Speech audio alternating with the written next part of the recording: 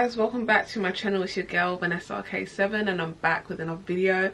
Thank you guys so much for clicking in. So I feel like I could share some really helpful tips with you guys, tips that you have to know when doing your makeup, whether you're a makeup pro or whether you just started out with makeup. These are all things that you must know. And I've been doing makeup for a while and I've only just gotten better over time, you know.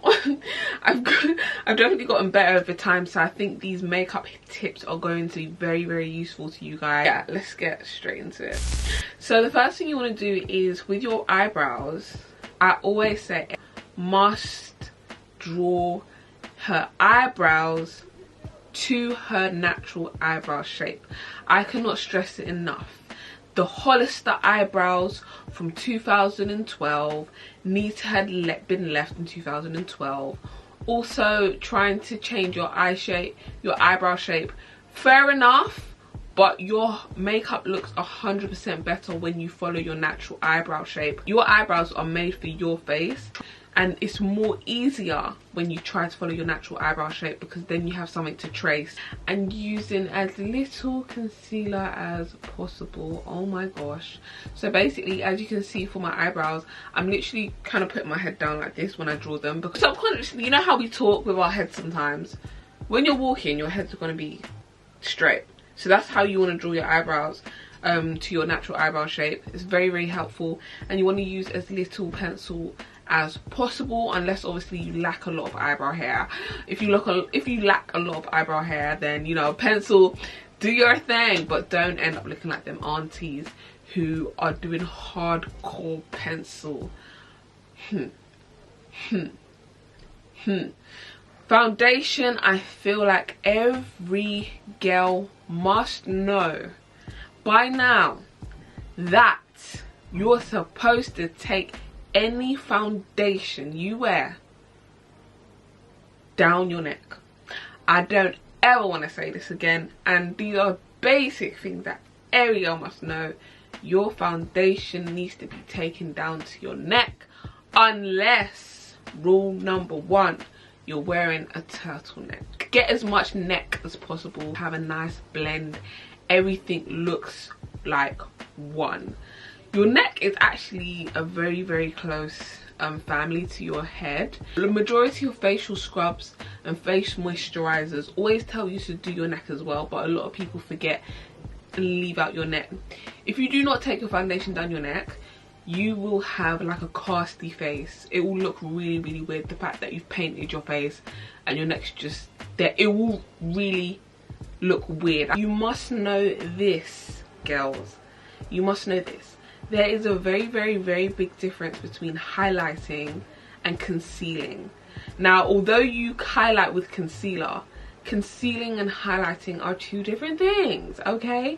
So when you're concealing, you are hiding your face. You're concealing areas of your face that you don't want anyone to really see. Anything you want hidden, that's when you conceal. Highlighting is bringing light into certain areas of your face. So as you can see, I am using a shade that is 2 steps lighter than me to conceal. And the reason I'm conceal, I'm using that because it's most close to my shade, so I can conceal without highlighting any parts of my face. So I'm doing my chin, my nose, I'm basically concealing a lot of my nose because I like to hide, I like to conceal to have a slimmer nose, for example. Now I'm going to actually highlight with a shade that is 4 shades lighter than me. This is a highlight shade, and the only places I'm going to put a highlight shade is a place where I want light to hit.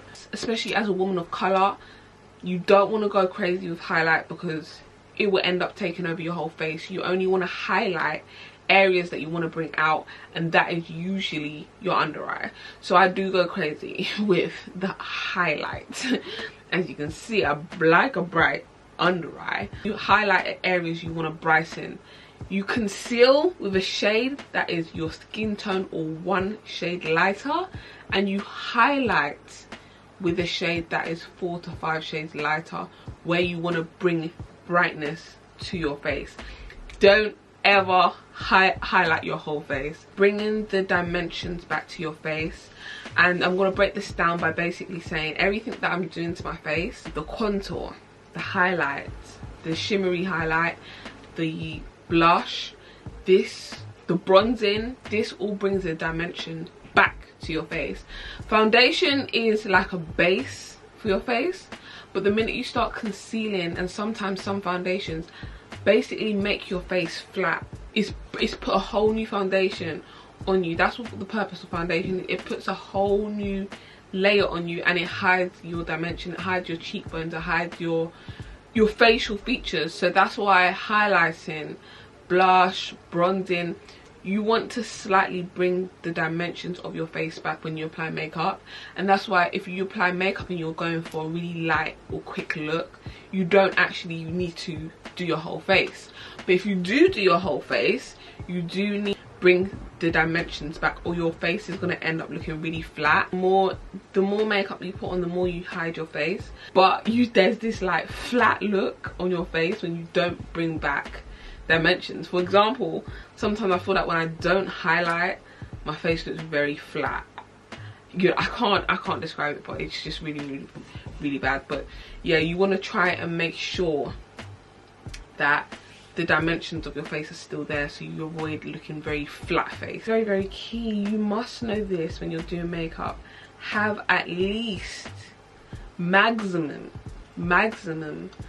4 to 5 different tools when you're doing your makeup. As you saw, I was using more than 5 tools to do my makeup. When I say tools, I mean brushes and sponges. I use one main sponge and about 20 different brushes to do my makeup. Sometimes when you're just starting out makeup, you actually just start out with maybe a sponge and you don't really have brushes, and that's absolutely fine, because I remember when I first started doing makeup, I was literally using a beauty blender for everything. It transfers your makeup on your face and you end up looking patchy. So invest in as many makeup brushes and sponges as you can, so you can use each sponge and brush for different things. For example, you want to make sure you have your foundation brush, which is separate, your contour brush, which is separate, your concealer brush, your eyeshadow brush, your blush brush.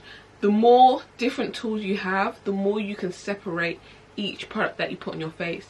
But when you just stick to one thing, and you're basically transferring every bit of makeup that you use onto one sponge and putting it all over your face, you're going to end up looking patchy, and you will only see that once you start taking pictures. Very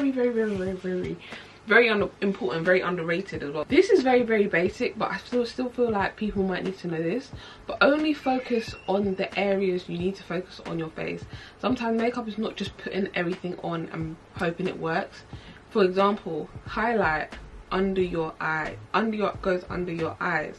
Concealer may also go under your eyes, or concealer can go anywhere of your face. Your foundation is overall. Blush will be in this area, or where if you smile you can find your cheekbone area, that's where blush is supposed to go. Your contour also goes here. As you can see, I have a faint contour line because my face is actually quite puffy at the moment, so I like to have a chiseled look. So I put a contour line here and blend upwards. I would highlight the high points of my face, so my chin. Basically, when you move your face around the light before you highlight, you can see the shiny places on your face that you actually need to focus your highlight on. And that's natural, because everyone's face shape is different, so you can't focus on my face shape, you can focus on yours. And sometimes it helps to like smile, or like really look at yourself for what your face looks like and where everything is in place. It's very useful, because I feel like a lot of people just slap on makeup and expect to look like Beyonce. Beyonce. Makeup is not just to be slapped on, it actually needs to go in certain areas of your face, and then you have an overall really good look. And you don't want to go too harsh with powder as well. I feel like when I put my powder, I only put on places where I don't want my makeup to crease. I feel like it's very almost impossible to wear makeup without setting it. So if you do not have setting powder, it's something you must have, because you don't want your makeup will come off. It's not your face and it's not going to dry naturally, so you have to use setting powder and work with the powder in certain areas. Don't just pop it everywhere on your face. work in certain areas that you need to powder, and if you don't need to powder any areas, then don't.